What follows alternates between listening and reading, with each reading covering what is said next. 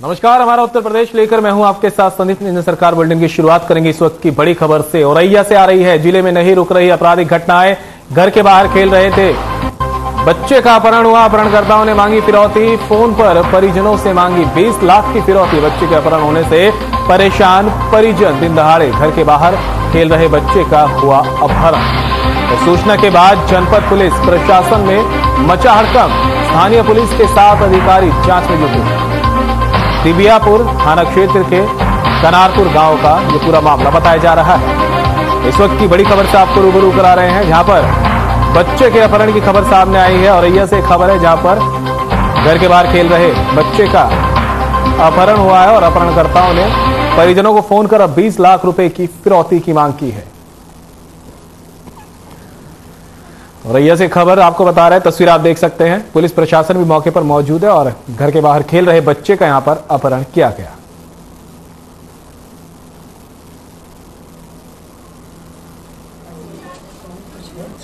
जगह कहीं मम्मा कहीं हम विशाल चाचू ने कही है, कहीं हम जा रहे हैं लला तुम आइयो कहीं विशाल चाचू कहीं हम चीज लेने जाइए। जगह रहो तो विशाल चले गए थे मोड़ पे।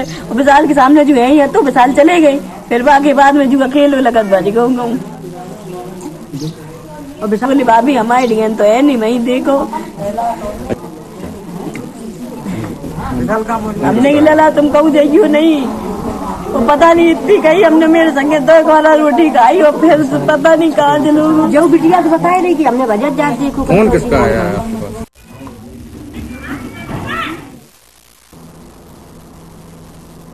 पुरानी पेंशन बहाली को लेकर अंबेडकर नगर कलेक्ट्रेट गेट के सामने 1 दिवसीय धरना प्रदर्शन यहां पर किया गया है। धरने पर बैठे कर्मचारी संयुक्त मंच के माध्यम से संयोजक सूर्यभान सिंह और ग्रामीण सफाई कर्मचारी संघ के प्रदेश उपाध्यक्ष रामकिशोर मौर्य ने कहा कि कई वर्षों से हमारी सरकार से लगातार यही मांग रही है कि पुरानी पेंशन योजना को बहाल किया जाए, क्योंकि 5 राज्यों में पुरानी पेंशन योजना को बहाल कर दिया गया है। माननीय न्यायालय ने भी एक देश एक संविधान को मंजूरी दी है। प्रदेश की योगी सरकार कहती है सुशासन का राज है, जबकि इस देश के राजनेता पुरानी पेंशन योजना के तहत पेंशन पा रहे हैं।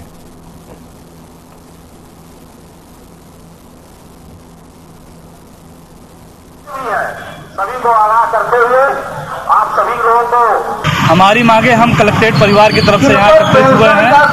राष्ट्रीय एकता मंच के आह्वान पर कलेक्ट्रेट परिवार सभी तहसीलें आज एकता मंच का जो है साथ दे रही है। हम सभी कर्मचारियों की केवल एक मांग है, जिस प्रकार राजनेताओं का ओपीएस दिया जा रहा है यानी कि पुरानी पेंशन दी जा रही है, उसी प्रकार 2004 के बाद से नियुक्त हमारे सभी कर्मचारियों को एनपीएस को हटाते हुए ओपीएस का लाभ दिया जाए। पुराने जिला संयोजक पुरानी पेंशन बहाली मंच अम्बेडकर नगर, मेरा आज का धरना 1 दिवसीय धरना हमारा ये है। समय 10 बजे से लेकर के 3 बजे तक का धरना है। इसमें एकमात्र फर्म है मेरा से है कि हमारी पुरानी पेंशन बहाल हो।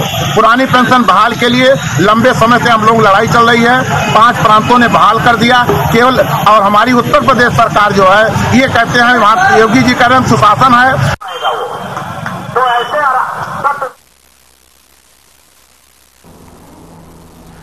और बरेली से इस बीच एक बड़ी खबर सामने आ रही है। शकील कुरैशी का घोटाला फार्म फिर शुरू। शकील कुरैशी पर हुई थी ईडी की कार्रवाई। मारिया फ्रोजन का मालिक है शकील कुरैशी। ईडी की कार्रवाई के बाद भी नहीं सुधरा ये शकील। कोर्ट के आदेश के बाद खुला मारिया फ्रोजन एग्रो फूड। अभी कुछ दिनों पहले चर्चा में रहा था मारिया फ्रोजन। अधिक पशु कटान में हुई थी कार्रवाई। एक पर्ची के 100 की जगह लिए जा रहे 150 रुपए। अधिकारियों की मिलीभगत से किया जा रहा काम। तो इस वक्त की बड़ी खबर आपको बता रहे हैं, कोर्ट के आदेश के बाद भी खुला मारिया फ्रोजन शकील कुरैशी का घोटाला फार्म फिर से शुरू हुआ है। बरेली से इस वक्त की बड़ी खबर, शकील कुरैशी पर ईडी की कार्रवाई हुई थी। मारिया फ्रोजन का मालिक है शकील कुरैशी और ईडी की कार्रवाई के बाद भी नहीं सुधरा शकील। कोर्ट के आदेश के बाद खुला मारिया फ्रोजन। तस्वीरें आप देख सकते हैं, बरेली की तस्वीर आपको दिखा रहे हैं, जहां पर शकील कुरैशी का घोटाला फॉर्म फिर से शुरू हो गया है। ईडी ने कुरैशी पर कार्रवाई की थी। अधिक पशु कटान में ये कार्रवाई हुई थी। हालांकि अब जो है फिर से फ्रोजन फॉर्म इसका खोल दिया गया है।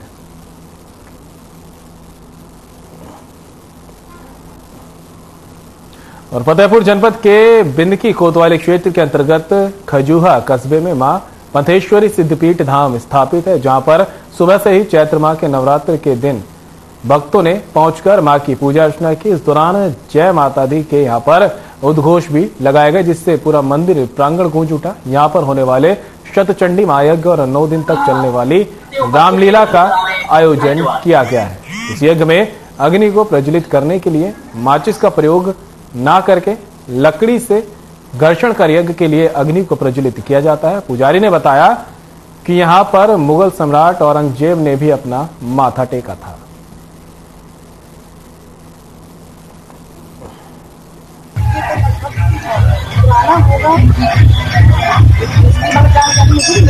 इतना पुराना मंदिर है, मगर देखा है सबकी मनोकामनाएं पूर्ण करती हैं। जो कोई भी फरियाद मुराद लेकर यहाँ आता सब पूरी होती है। जो भी मन्नत मांगता है वही मां पूरी करती है।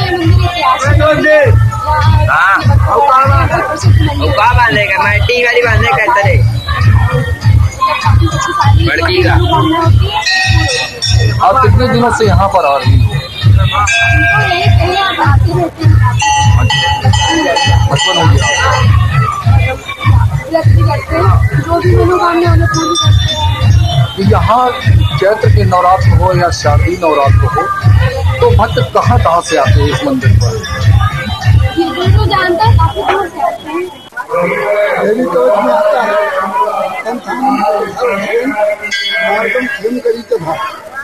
ये माल को खर्च करती हैं और इनके विषय में एक बार गली के पुजारी जी पाठ कर रहे थे। उनके बाद तो बाबा जी में फलावाद प्रार्थना करना चाहता हूँ, वो विजय होगी कि नहीं? हाँ, विजय होगी। विजय हुई, उन्होंने पुजारी जी को पुरस्कृत किया।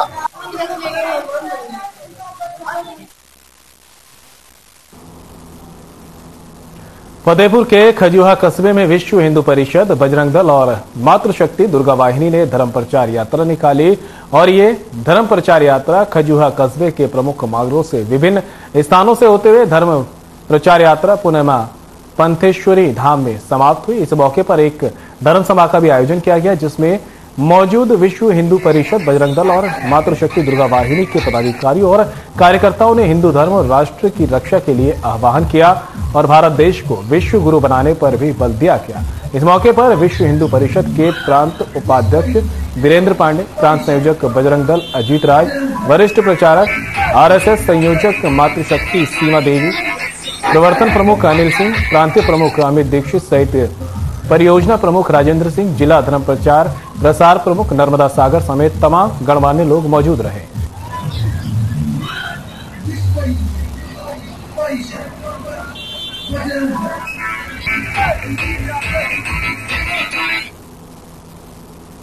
फतेहपुर से आपको खबर तो दिखा रहे, जहां पर शोभा यात्रा का आयोजन किया गया। VHP और बजरंग दल ने ये शोभा यात्रा निकाली है। दुर्गा वाहिनी भी इसमें मौजूद रही और तमाम पदाधिकारियों ने शिरकत की। तस्वीरें देख के आप अंदाजा लगा सकते हैं कि शोभा यात्रा कितनी भव्य रही होगी और क्षेत्र में भ्रमण शोभा यात्रा ने किया। फतेहपुर की तस्वीरें हैं। इस दौरान पुलिस प्रशासन भी शांति व्यवस्था के लिए मुस्तैद रहा।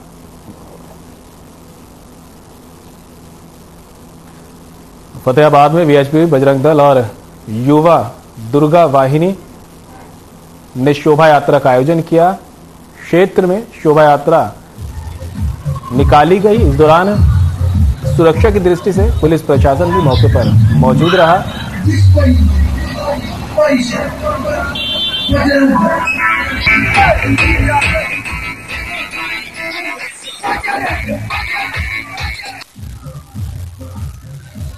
ये कार्यक्रम विश्व हिंदू परिषद के द्वारा पूरे विश्व सनातन भगवान धर्म के वाहक महाराजा विक्रमादित्य द्वारा विक्रम संवत्सर 2080 जो भारतीय परंपरा के अनुसार हमारा नया वर्ष है और जो प्रकृति के साथ सनातन धर्म की स्थापना हुई, उस नाते यही हमारा और यही ब्रह्मांड में रहने वाले समस्त प्राणियों के लिए नया वर्ष है। इस हिंदू परिषद मातृशक्ति और दुर्गा वाहिनी का जो ये कार्यक्रम हो रहा है, ये हमारे चैत्र की शुक्ल पक्ष प्रतिपदा के दिन ये हिंदू नववर्ष के रूप में मनाया जा रहा है।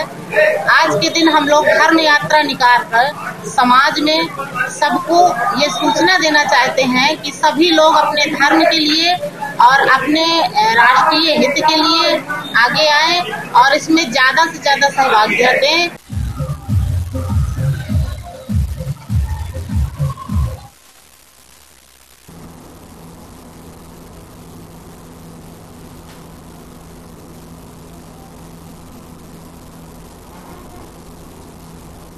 और गाजियाबाद के लोनी विधानसभा से विधायक नंदकिशोर गुर्जर ने फिर अजीबोगरीब बयान दिया है। दरअसल नंदकिशोर गुर्जर का एक लेटर वायरल हो रहा है जो एसडीएम और पुलिस अधिकारियों को लिखा गया है। लेटर में उन्होंने लिखा कि हिंडन एयरपोर्ट की सुरक्षा को देखते हुए चैत्र नवरात्रि के चलते किसी का व्रत खंडित ना हो और क्षेत्र में शांति और सौहार्द बना रहे, इसको लेकर सभी प्रकार की मांस की दुकानें, मांसाहारी होटल और कट्टी घर बंद करवाए जाएं। इसमें उन्होंने नई चीज जोड़ते हुए ये भी बताया कि अयोध्या के बाद अगर कहीं पूर्ण राम राज्य है तो वह लोनी में है, क्योंकि रावण का वध करने के बाद लवणासुर नाम का एक बड़ा राक्षस बच गया था जिसका वध खुद शत्रुघ्न ने किया था।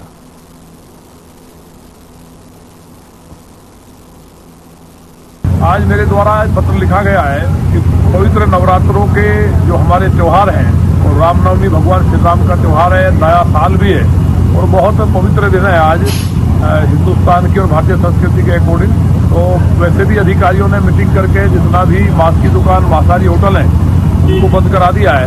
उसके बाद भी एक दो जगह से शिकायतें आई हैं। मुझे उम्मीद है कि प्रशासन पूर्ण रूप से लौनी में इनको बंद कराएगा। वैसे भी लौनी के अंदर रामराज्य है, क्योंकि जिस टाइम रावण को मारने के बाद भगवान आए तो लवणासुर बचा हुआ था। तो लवणासुर को मारने के लिए बहुत बड़ा राक्षस था, तो शत्रुघ्न महाराज लौनी में आए थे। हमीरपुर में नवरात्र के पहले दिन मंदिरों को सजाया गया। सरीला इलाके का प्राचीन मंदिर मां महेश्वरी माता के दरबार में सुबह से ही भक्तों की भीड़ उमड़ी रही। चैत्र के नवरात्र में मां महेश्वरी माता का अलग ही महत्व माना जाता है। श्रद्धालुओं का मानना है कि चैत्र की नवरात्रि में अगर मां महेश्वरी माता की पूजा की जाए तो श्रद्धालुओं के अधूरे काम पूरे हो जाते हैं। मंदिर में श्रद्धालुओं को किसी तरह की दिक्कत का सामना न करना पड़े, उसके लिए महिला और पुरुष पुलिस बल को भी तैनात किया गया। मां महेश्वरी माता के मंदिर में 9 दिन तक विभिन्न स्वरूपों की झांकियां सजेंगी। साथ ही कन्या भोज से लेकर रात्रि जागरण की तैयारी भी की गई है।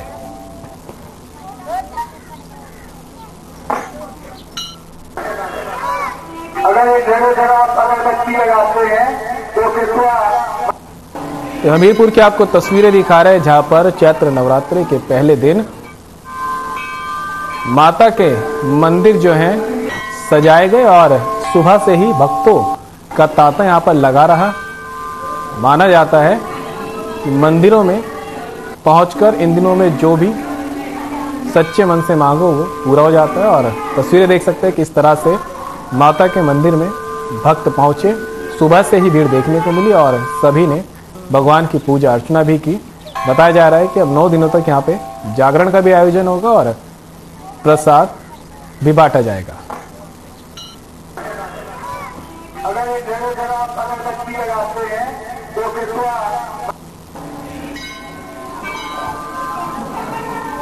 और यहाँ पर चैत्र की नवरात्रियों का ज़्यादा महत्व है, इसलिए यहाँ आज परेवा का दिन है।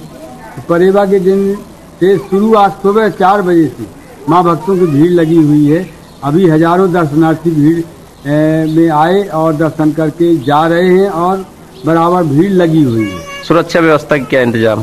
सुरक्षा व्यवस्था में जो माँ महेश्वरी विकास समिति है उसकी कमेटी अलग है।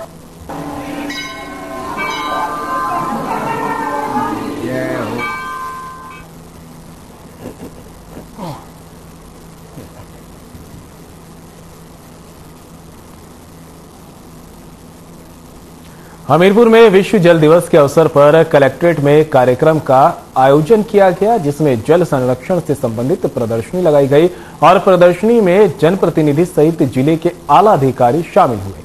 कार्यक्रम में आपको बता दें जो लोग शामिल हुए, लोगों को जल संरक्षण से संबंध में जानकारी भी दी गई। इस दौरान कार्यक्रम में सैकड़ों लोग शामिल हुए। बता दें, जिनमें जल संरक्षण से संबंधित प्रदर्शनी लगाकर व्यर्थ हो रहे जल के संरक्षण की जानकारी विस्तार से आए हुए लोगों को दी गई।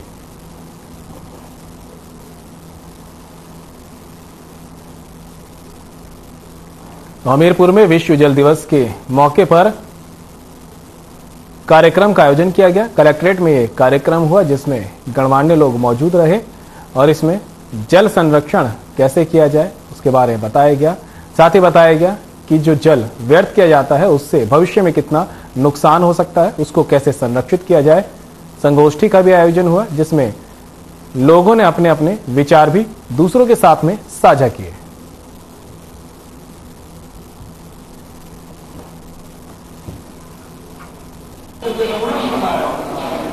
दिवस के अवसर पर हमारे हमीरपुर जनपद में विभिन्न विभागों द्वारा, विभिन्न विद्यालयों द्वारा कैसे जल को संरक्षित किया जाए इस विषय की प्रदर्शनी लगाई गई है और जागरूकता के लिए लोगों को प्रेरित करने के लिए भी यहाँ पर तमाम सारे लोग हैं जो कि जल के संचयन के लिए, जल के संरक्षण के लिए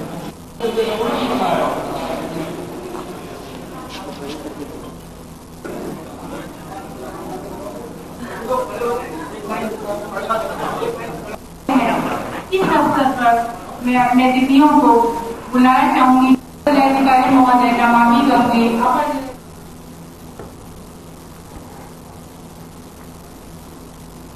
और लखनऊ में सुभाषपा के प्रदेश स्तरीय संगठन की समीक्षा बैठक का आयोजन किया गया जिसमें सुभाषपा के राष्ट्रीय अध्यक्ष ओम प्रकाश राजभर ने शिरकत की। उन्होंने पार्टी कार्यकर्ताओं को नगर निकाय चुनाव को लेकर मूल मंत्र दिया। हमारे संवाददाता जूली सिंह ने ओम प्रकाश राजभर से खास बातचीत की। क्या कुछ कहा आपको भी सुनाते हैं।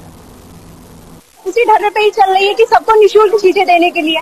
आपके साथ ऐसा नया क्या है जो जनता आपके साथ आए? 20 साल से मैं कह रहा हूँ विधानसभा सदन के अंदर अगर कोई बोला निःशुल्क बिजली, निःशुल्क शिक्षा, निःशुल्क स्वास्थ्य, जातिवाद जनगणना, तो ओम प्रकाश राजभर के अलावा किसी की हिम्मत नहीं पड़ी कि सदन के अंदर कोई बोले। 403 विधायक हैं, हमारी पार्टी के 6 एमएलए हैं। 6 को छोड़ दें तो किसी की जबान नहीं खुली कि घरेलू बिजली का बिल जब अमीरों के कर्जे माफ होते तो इनके माफ होनी चाहिए। कोई नहीं बोल पा रहा। अगर बोला तो भारतीय समाज पार्टी के नेता ओम प्रकाश राजभर ने बोला। तो ये चीजें हम जनता के बीच में भी ले जाते हैं। जो बात हम सदन में बोलते हैं वही सड़क पर बोलते हैं, वही मीटिंग में हम लोगों को सलाह देते हैं किसे करना। अखिलेश यादव दावा कर रहे हैं लोकसभा चुनाव में 80 सीटें लाने का, क्या कहना है इस पे आपका? वो 80 सीट भाजपा को जिताने की बात कर रहे हैं। अभी जैसे बंगाल गए, स्टूल पे बेचारे बैठे, आपने देखा। वो केसीआर के यहाँ जाएंगे, लालू जी के यहाँ जाएंगे, लेकिन मायावती जी के यहाँ कुर्सी पर बैठने नहीं जाएंगे। मायावती जी को साथ लेते तो उत्तर प्रदेश में उनको वोट मिलता, नीतीश जी को साथ लेते तो उनको वोट मिलता, कांग्रेस को साथ लेते तो भले यूपी में वोट नहीं मिलता। लेकिन एक बड़ा प्लेटफॉर्म है, कई स्टेटों में उसकी सरकार है, एक संदेश जाता। लेकिन वो जा रहे हैं, ऐसे लोगों को जुटा रहे हैं कि भाजपा जीत जाए और हमारा काम भी हो जाए। वो जो चाह रहे हैं कि भाजपा जीते और कोई जीते ना, उसमें लगे हैं।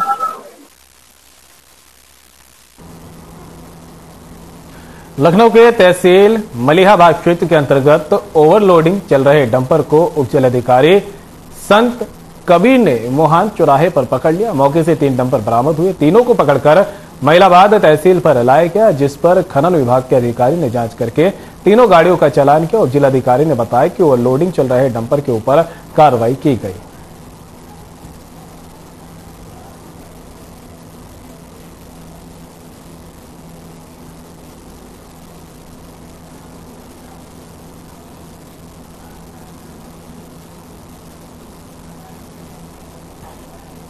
कार्रवाई ये एक तो इनका जो ओवरलोडिंग का जो चालान होता है जी सर, वो चालान किया गया है। बाकी सभी को जितने भी परमिशंस वगैरह खनन की चल रही हैं उनको भी निर्देश दिया गया है जी कि किसी भी तरह का कोई भी अवैध खनन ना किया जाए जी।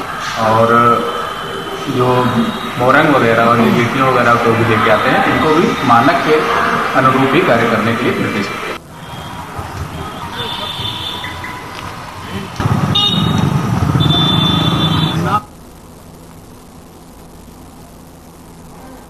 खबर रामपुर से है, जहां बीती रात आरोपी खेमकरण ने गांव की ही 2.5 साल की बच्ची का अपहरण कर लिया और बच्ची के साथ दुष्कर्म की घटना को अंजाम दिया।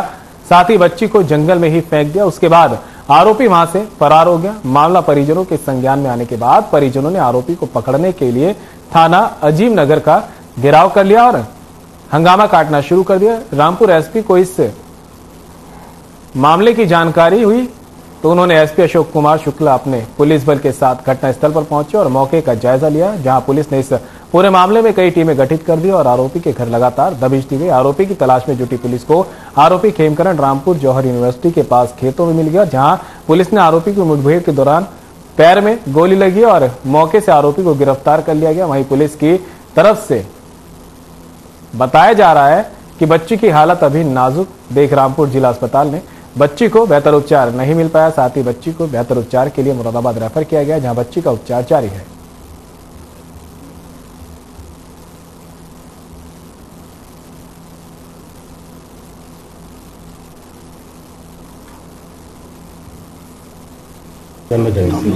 ये आप लोगों को सूचना मिल चुकी होगी। बीती रात थाना अजीम नगर है, वहाँ पे एक 2.5 साल की बच्ची के साथ दुष्कर्म की बहुत जघन्य वारदात हुई थी।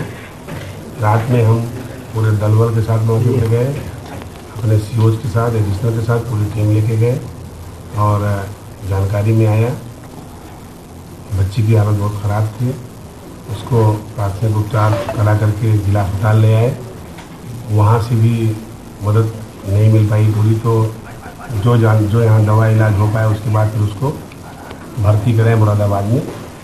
सबसे पहला ध्यान दिए कि उस बच्ची की जान बचे।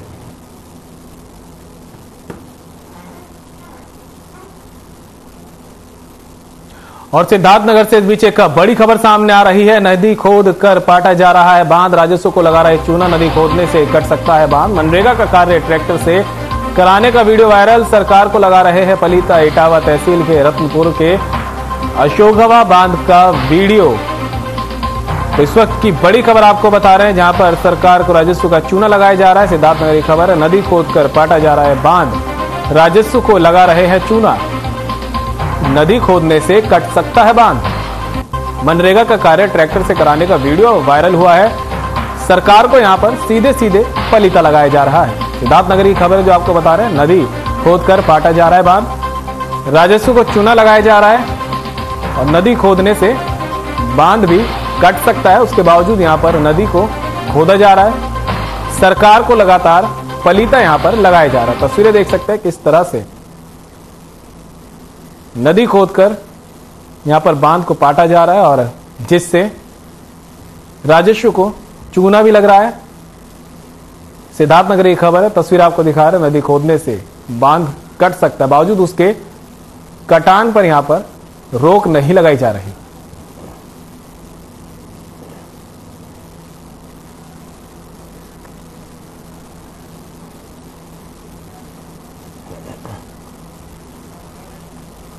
खबर यूपी के सीतापुर से है, जहां पर प्रेम प्रसंग के चलते युवक को गोली मारकर मौत के घाट उतार दिया गया, जिसमें इलाज के हड़कंप मच गया। आपको बताते चले, पूरा मामला सीतापुर जनपद के थाना कमलापुर क्षेत्र का है, जहां पर प्रेम प्रसंग के चलते 28 वर्षीय युवक को पीछे से 2 गोली मारी गई, जिसकी मौत हो गई। वहीं परिजन जब सुबह मृतक गोविंद को ढूंढने निकले तो गांव के बाहर शव पड़ा देखकर हड़कंप मच गया। सूचना पर एसपी सहित कई थानों की पुलिस मौके पर पहुंची और छानबीन के साथ शव को कब्जे में लेते हुए पोस्टमार्टम के लिए भेज दिया गया। फिलहाल परिजनों ने बताया कि वहीं का एक युवक जो कि मृतक की पत्नी से अवैध संबंध रखता था, उसी के द्वारा उसको गोली मारी गई है। अब फिलहाल पुलिस ने आरोपी को गिरफ्तार कर लिया है और पूछताछ की जा रही है।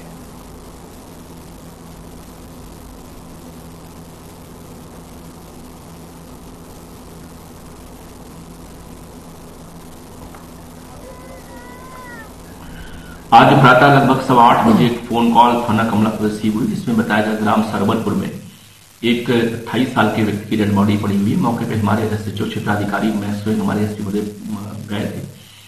जानकारी हुई कि उसी गांव का एक लड़का है जो गोविंद पाल नाम का है, जिसकी लगभग 28 साल, वो मैरिड है, उसके 2 बच्चे भी छोटे छोटे हैं।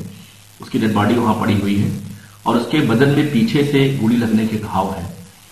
परिजनों का आरोप है कि गाँव का एक लड़का उसका साथी है, अमित यादव, लगभग 25 साल का उसका दोस्त है, उसके पति से उसके अवैध संबंध थे और हमको पूरी आशंका है कि उसी ने उसकी हत्या की है।